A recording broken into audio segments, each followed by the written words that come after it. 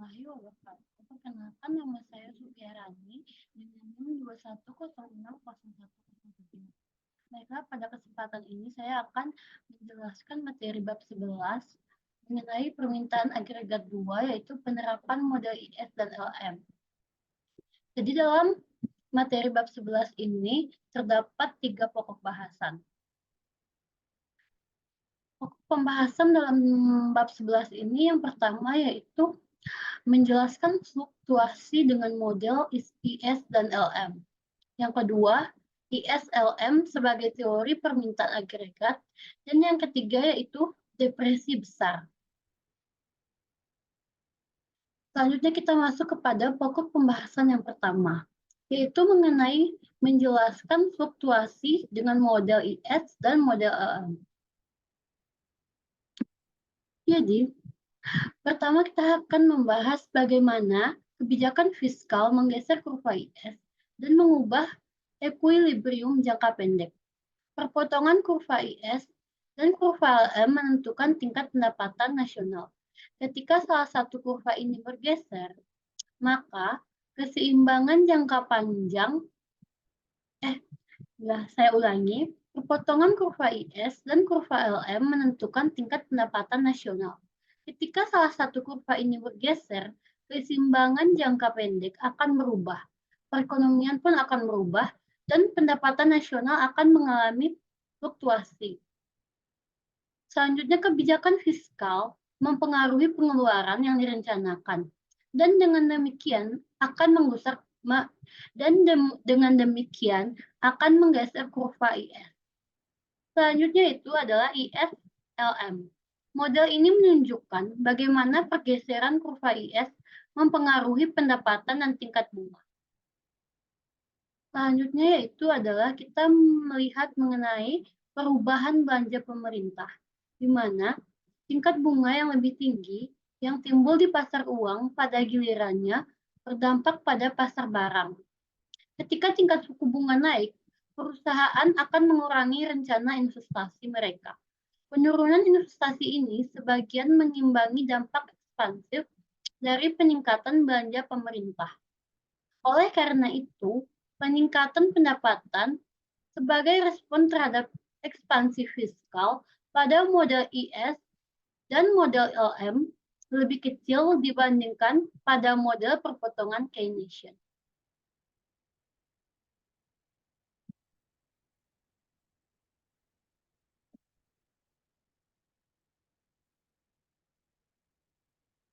Selanjutnya itu masih mengenai bab 1 tentang fluktuasi dengan model IS dan LM.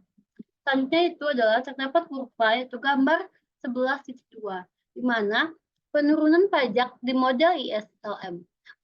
Penurunan pajak menggeser kurva IS ke kanan. Keseimbangan pun bergeser dari titik A ke titik B.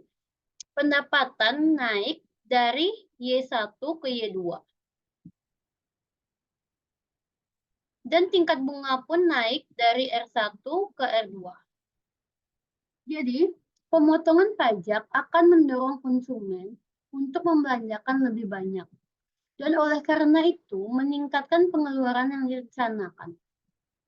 Jadi, pemotongan pajak ini akan mendorong konsumen untuk membelanjakan lebih banyak dan akan menyebabkan meningkatnya pengeluaran yang direncanakan. Selanjutnya itu adalah mengenai pengganda pajak. Jadi pengganda pajak dalam perpotongan Keynesian menunjukkan bahwa perubahan kebijakan ini menaikkan tingkat pendapatan pada tingkat bunga tertentu. Dan dalam gambar kurva 11.2, kurva IS bergeser ke kanan sebesar delta T.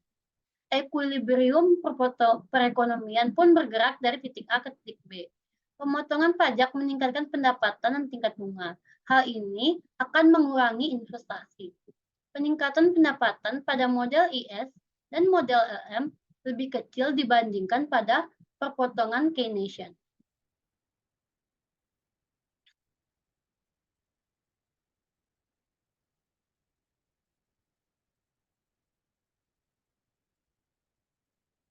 Selanjutnya yaitu adalah mengenai bagaimanakah kebijakan moneter dapat menggeser kurva LM dan mengubah ekuilibrium jangka pendek. Jadi,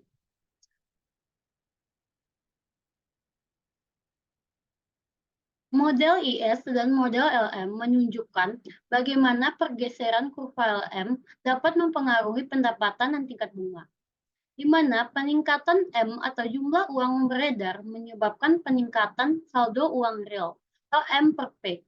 Karena tingkat harga P tetap dalam jangka pendek, teori preferensi likuiditas menunjukkan bahwa untuk setiap tingkat pendapatan, kenaikan keseimbangan uang real menyebabkan tingkat bunga yang lebih rendah. Oleh karena itu, kurva LM nantinya akan bergeser ke bawah.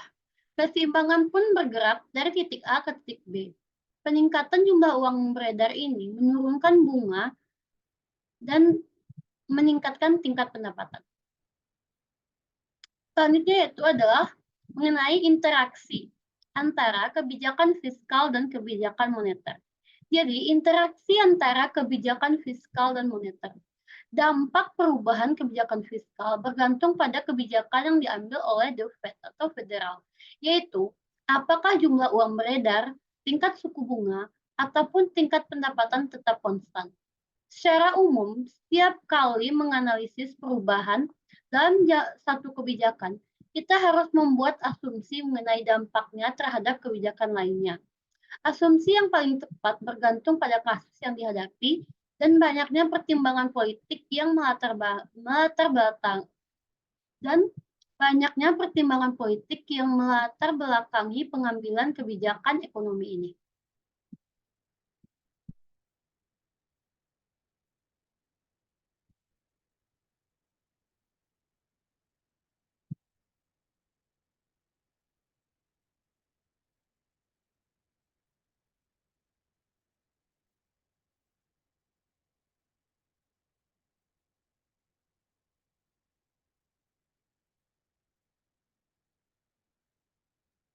Selanjutnya itu adalah guncangan dalam model IS dan guncangan dalam model LM, di mana guncangan pada kurva IS merupakan perubahan eksogen dalam permintaan barang dan jasa.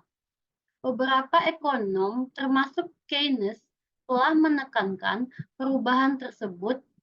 Permintaan dapat timbul dari semangat bintang investor yang bersifat eksogen dan mungkin gelombang optimisme dan pesimisme yang terwujud dengan sendirinya.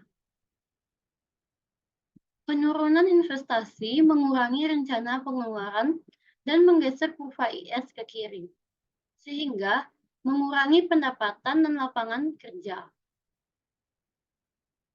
Penurunan pendapatan ekuilibrium ini sebagian membenarkan pesimisme awal perusahaan, di mana guncangan pada kurva IS juga dapat timbul dari perubahan permintaan konsumen terhadap barang-barang. Selanjutnya itu adalah mengenai guncangan pada kurva LM.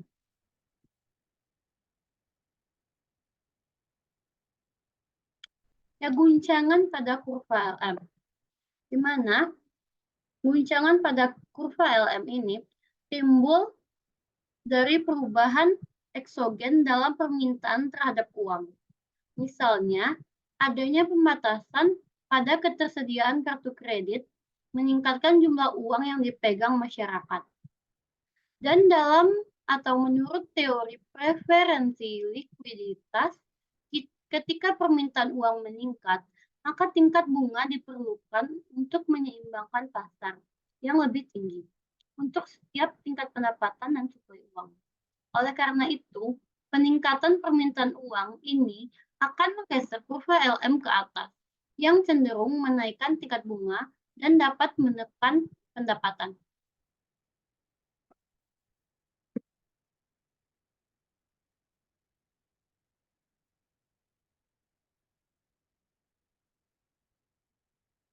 Selanjutnya itu adalah masih mengenai pokok bahasan pertama, itu mengenai apakah instrumen kebijakan The Fed, jumlah uang beredar atau tingkat bunga. Jadi, The Fed itu instrumen kebijakannya itu adalah jumlah uang beredar atau tingkat bunga. Jadi, operasi pasar terbuka akan mengubah jumlah uang beredar dan akan menggeser kurva LM. Sehingga tingkat bunga ekuilibrium ditentukan oleh perpotongan kurva IS dan LM. Sama dengan target tingkat suku bunga yang telah dipilih oleh Komite Pasar Terbuka Federal. Jadi, Komite Pasar Terbuka Federal ini telah memilih instrumen kebijakan yaitu adalah tingkat suku bunga.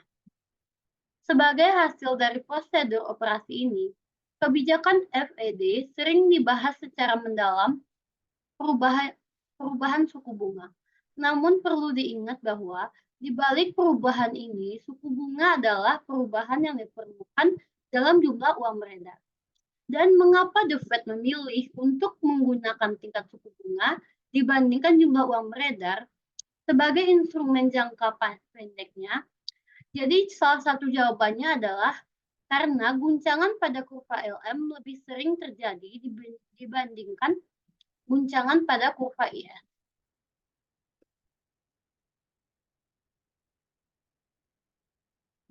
Ya, selanjutnya kita akan membahas mengenai pokok bahasan kedua dalam bab 11, yaitu IS LM sebagai teori permintaan agregat.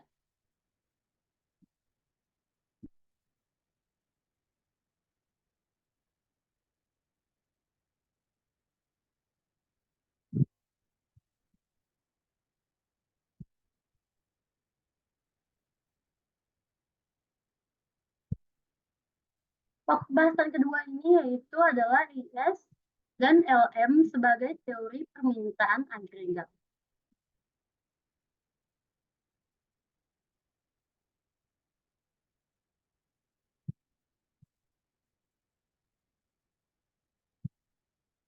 Dalam pokok bahasan kedua ini, dari model IS dan model LM hingga kurva permintaan agregat. Untuk memperoleh kurva permintaan agregat, pertama kami menggunakan model IS-LM untuk menunjukkan mengapa pendapatan nasional turun ketika tingkat harga naik, yaitu mengapa kurva permintaan agregat mempunyai kemiringan ke bawah. Kedua, kita mengkaji apakah kurva permintaan agregat bergeser. Dan apa yang menyebabkan kurva permintaan agregat bergeser? Jadi, karena kurva permintaan agregat merangkum hasil model IS dan LM, peristiwa yang menggeser kurva IS atau kurva LM untuk tingkat harga tertentu menyebabkan pergeseran kurva permintaan agregat. Misalnya, peningkatan jumlah uang beredar akan meningkatkan pendapatan dalam model IS dan LM dan pada tingkat harga tertentu. Hal ini juga akan menggeser kurva permintaan agregat ke kanan. Sebaliknya, penurunan jumlah uang beredar dan penurunan pembelian pemerintah atau peningkatan pajak akan menurunkan pendapatan dalam model ISLM. Dan hal ini juga akan menggeser kurva permintaan agregat ke kiri.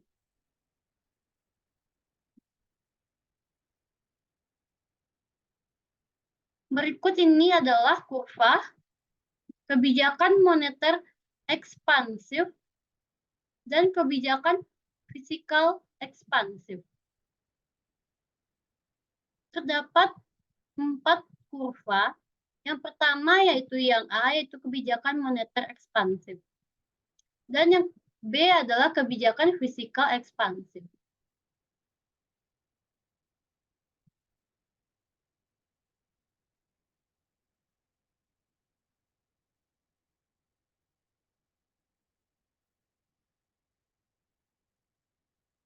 Jadi, penjelasan dari kurva ini yaitu bagaimana kebijakan moneter dan fiskal menggeser kurva permintaan agregat. Panel A atau kurva A menunjukkan ekspansi moneter untuk setiap tingkat harga tertentu, di mana peningkatan jumlah uang beredar akan meningkatkan keseimbangan uang real dan menggeser kurva LM ke bawah, dan meningkatkan pendapatan. Oleh karena itu, peningkatan jumlah uang beredar menggeser kurva permintaan agregat ke kanan.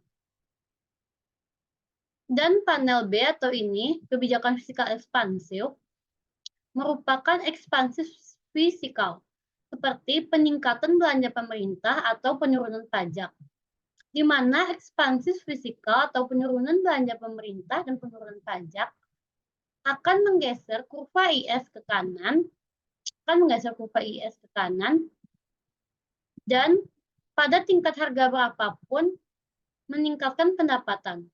Oleh karena itu, ekspansi fiskal akan menggeser kurva permintaan agregat.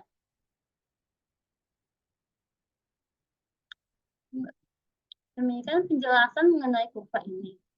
Selanjutnya,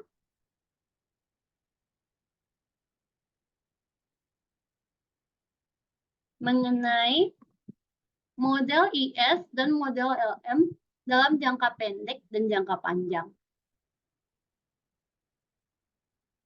Jadi, 3 kurva yang diperlukan untuk memahami keseimbangan jangka pendek dan jangka panjang, yaitu adalah kurva IS, kurva LM, dan garis vertikal yang mewakili tingkat output alami. Kurva LM seperti biasa digambar untuk tingkat harga tetap P1. Ekuilibrium perekonomian jangka pendek adalah titik K, di mana kurva IS memotong kurva LM. Perbedaan utama antara pendekatan Keynesian dan pendekatan klasik dalam menentukan pendapatan nasional. Asumsi Keynesian diwakili oleh titik K adalah bahwa tingkat harga tertahan, tergantung pada kebijakan moneter, kebijakan fiskal, dan faktor-faktor penentu permintaan agregat lainnya. Output mungkin menyimpang dari tingkat alamiahnya. Dan asumsi klasik diawali oleh poin C, di mana adalah bahwa tingkat harga sepenuhnya yaitu fleksibel. Tingkat harga disesuaikan untuk memastikan bahwa pendapatan nasional selalu pada tingkat alamiahnya.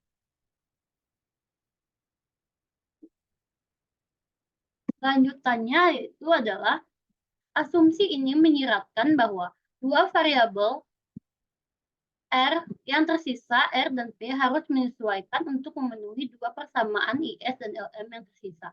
Jadi, pendekatan klasik menetapkan output dan membiarkan tingkat harga menyesuaikan untuk memenuhi kondisi keseimbangan pasar. Kondisi keseimbangan barang dan pasar uang. Sedangkan pendekatan Keynesian meningkatkan tingkat harga dan membiarkan output bergerak untuk memenuhi kondisi keseimbangan. Jadi, asumsi manakah yang paling tepat? Jawabannya tergantung pada jangka waktu. Asumsi klasik paling tepat menggambarkan dalam jangka panjang. Oleh karena itu, analisis jangka panjang mengenai pendapatan nasional dan harga-harga mengasumsikan bahwa output sama dengan tingkat alamiahnya.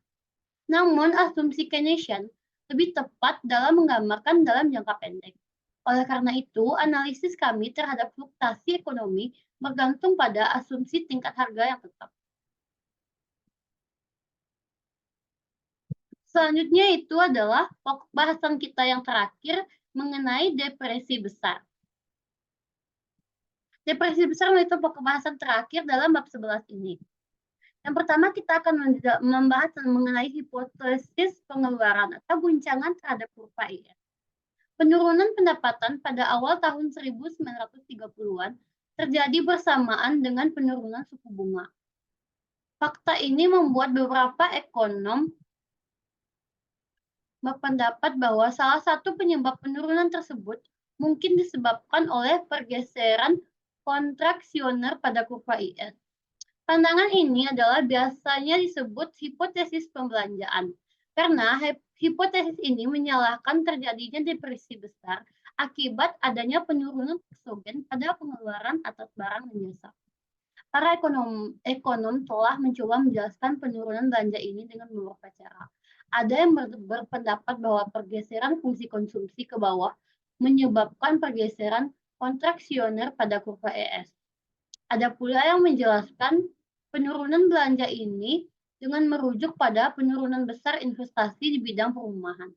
Selain itu, kebijakan fiskal pada tahun 1930-an menyebabkan pergeseran kontraksioner dalam kurva IS. Polisi pada saat itu lebih mementingkan keseimbangan anggaran dibandingkan menggunakan kebijakan fiskal ini untuk mempertahankan produksi dan kesempatan kerja pada tingkat alamiah. Hipotesis berikutnya yaitu adalah hipotesis uang, di mana guncangan terhadap kurva LM. Hipotesis uang menyalahkan federal atas terjadinya depresi besar pada The Fed. Karena The Fed membiarkan jumlah uang beredar turun dalam jumlah yang cukup besar. Penyungsungan penafsiran ini yang paling terkenal adalah oleh Milton Friedman dan Anna Schwartz yang mempertahankan dalam risalah mereka tentang sejarah moneter Amerika Serikat. Friedman dan Schwartz berargumen bahwa kontraksi jumlah uang beredar telah menyebabkan sebagian besar kemerosotan ekonomi dan depresi hebat. Hipotesis uang memiliki dua masalah, yaitu masalah pertama adalah perilaku keseimbangan uang real. Kebijakan moneter menyebabkan pergeseran kontraksioner pada kurva LM, hanya jika saldo uang real menurun. Dan masalah kedua yaitu adalah hipotesis uang adalah perilaku tingkat suku bunga. Jika kontraksioner pada kurva LM memicu depresi, kita seharusnya mengamati tingkat suku bunga yang lebih tinggi. Namun, tingkat suku bunga nominal terus turun dari tahun 1929 sampai 1933. Pokok bahasan terakhir yaitu adalah mengenai hipotesis uang laki, yaitu dampak dari penurunan harga. Di mana dampak dari penurunan harga ini terbagi menjadi dua. Yang pertama itu dampak deflasi yang menstabilisasi. Jadi tingkat harga yang lebih rendah berarti keseimbangan uang real atau M per P yang lebih tinggi. Peningkatan saldo uang real menyebabkan pergeseran ekspansif pada kurva LM yang menyebabkan pendapatan lebih tinggi. Efek Pigo menyatakan bahwa saldo uang real bagian dari kekayaan rumah tangga. Ketika harga turun dan saldo uang real meningkat, konsumen akan merasa lebih kaya dan membelanjakan lebih banyak. Dan peningkatan belanja konsumen ini akan menyebabkan pergeseran ekspansif pada kurva IS yang juga akan menyebabkan peningkatan pendapatan. Selanjutnya itulah dampak deflasi yang mendestabilisasi atau yang tidak menstabilkan. Jadi teori deflasi utang kemudian menyatakan bahwa redistribusi kekayaan mempengaruhi pengeluaran barang dan jasa. Menanggapi adanya redistribusi dari debitur ke kreditor, debitur membelanjakan lebih sedikit dan kreditor membelanjakan lebih banyak. Dampak bersihnya yaitu adalah penurunan pengeluaran, pergeseran kontraksioner pada kurva IS, dan penurunan pendapatan nasional. Ketika perusahaan memperkirakan adanya deflasi, mereka menjadi enggan meminjam untuk membeli barang-barang investasi karena mereka yakin bahwa mereka harus membayar kembali pinjaman tersebut di kemudian hari dalam dolar yang lebih berharga. Jadi hanya itu yang dapat saya sampaikan mengenai materi bab 11. Apabila ada kesalahan dan penyampaian yang kurang tepat, saya mohon maaf. Wabillahi taufiq wal hidayah. Assalamualaikum warahmatullahi wabarakatuh.